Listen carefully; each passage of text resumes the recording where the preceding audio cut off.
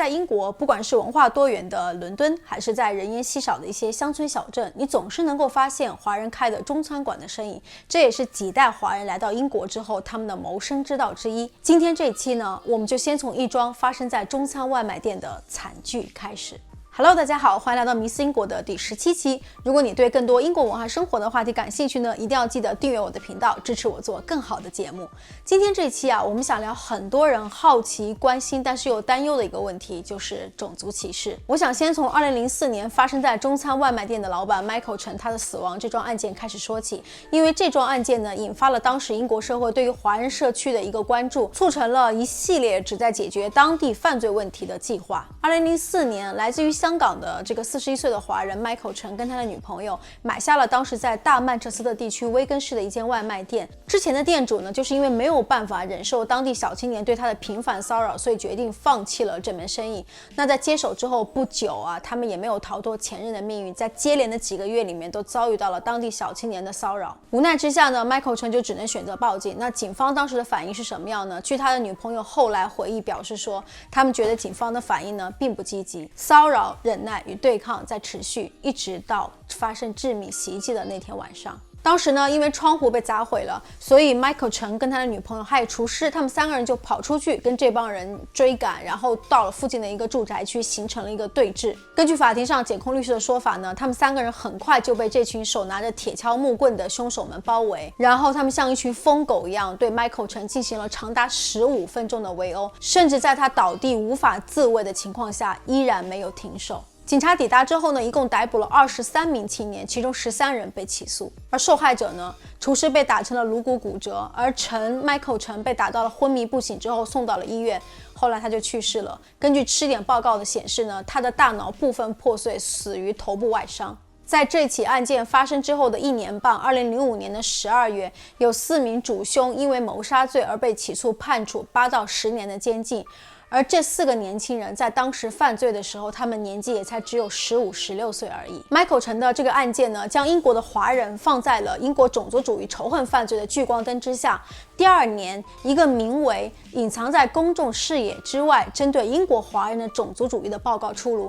这份长达100多页的报告呢，提供了一个非常罕见的视角，它展示了生活在英国不同地区的华人受害者的困境，同时向政府提出了一系列急需关注跟解决的问题。但这一系列的曝光和这个案件本身，它有以划时代的意义去结束华人受到的暴力骚扰吗？并没有。2014年，爱丁堡的中餐外卖店店主于杰呢就被刺伤。根据警方的报告认为，这是一起与种族攻击有关的案件。2017年的1月呢，米尔顿凯恩斯有6名蒙面男子闯进了64岁的华裔老人韩英良的家中，撞倒了他，而且抢走了他的现金珠宝和他曾经作为香港警察的服务奖章。韩在事件发生的11天之后去世，而这6个凶手呢，至今还在逍遥法外。我们没有办法判定这是不是一起与种族攻击有关的案件，因为还没有抓到凶手。Channel 4一档记录英国犯罪的纪录片《Catching a Killer》的第4集《A Knock at a Door》就讲述了这个案件。这个案件的结局呢，显然是让人感到比较失望的。但是对于很多遭受到了暴力种族主义的受害者来说，追寻正义的道路并不是都是那么平坦。根据2017年的研究呢，英国华人深受其害。在英国的大多数少数族裔当中呢，大概约有4%到10%的少数族裔有报告过自己遭遇过种族歧视或者是骚扰，但是在华人当中这个比例呢高达了15%。英国在1976年颁布了种族关系法案，规定一切形式的种族歧视都为非法。在就业、教育方面均应做到种族平等。涉及种族歧视的犯罪呢，要在同类犯罪当中受到更严厉的惩罚。除了华人，那其他的种族是什么状况呢？如果看英国针对不同种族歧视的每一次浪潮，其实都和他当时所处的国际政治环境息息相关。第一个，针对犹太人，英国的种族主义历史其中有一个重要的部分，就是长达1000年的反犹太人历史。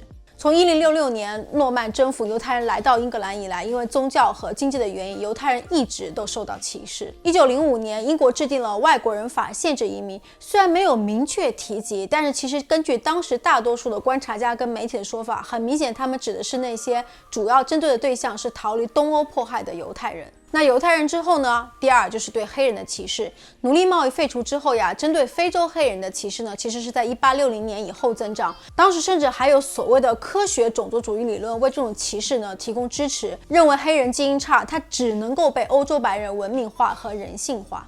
对于来自阿拉伯地区的人的歧视呢，则是出现在2次世界大战之间。当时白人英国船员呢被征召加入到了皇家海军，外劳被用来维持商船队的运转。他们呢也建立了英国最早的穆斯林社区。2次战争之间呢经济萧条，所以白人海员呢就复员回到家乡，这就导致了劳动力过剩跟住房短缺。这些外劳呢从原来受欢迎变成了不被需要的客人。1919年，在他们聚集的地区，像格拉斯哥、利物浦、伦敦的东区，发生了严重的街头暴力和种族骚乱。这之后呢，就是1950年代针对来自于加勒比海地区黑人移民的歧视。1956年，伯明翰的一项调查显示1000位白人房东当中，只有15个人愿意把自己的房子租给黑人。但是在当时还没有反歧视法阻止房东拒绝接受黑人租户，所以这些移民呢就被迫去到了贫民窟地区聚居。外来的穷困移民扎堆呢，存在了犯罪、暴力和卖淫的这些问题，还引发了加勒比海黑人和南亚人之间的残酷斗争。2005年伯明翰暴动呢，据媒体报道，它的导火索是一群南亚人强奸了一个黑人少年。而英国人针对南亚移民还有中东移民近些年来复苏的这种仇外心理，显然跟伊斯兰这个恐怖袭击是脱不了干系。那么我们说回华人，其实针对华人的种族主义呢，并没有像针对其他的少数族裔那样受到重视。许多攻击华人的这些案件呢，它没有得到充分的报道。我们提到了这个，也和本身华人这个社区沉默的社区，还有它模范少数族裔的这些群体特征息息相关。最近的反华情绪反弹呢，就是新冠疫情。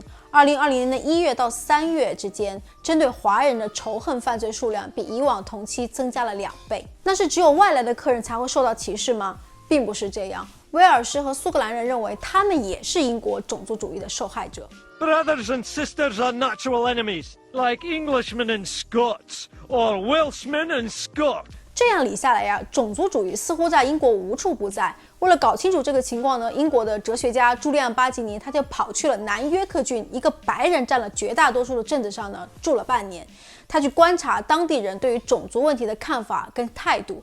那根据他的观察呢，他的结论是，如果你把种族主义视为种族仇恨的话，那他认为绝大多数的英国白人都不是种族主义者。但如果你把这个种族主义呢视为是一种对另外的文化的无知和不敏感的话，那他觉得种族主义在英国非常盛行。那我就想问了，种族主义、种族歧视、种族仇恨，或者说无知跟不敏感，它们之间的区别到底是什么？因为在现实生活中，我常常产生困惑，就是刚才那个人他到底是在歧视我，还是他只是开了一个无知的玩笑而已。 I am Chinese, if you please. Come on, Dougal, lighten up.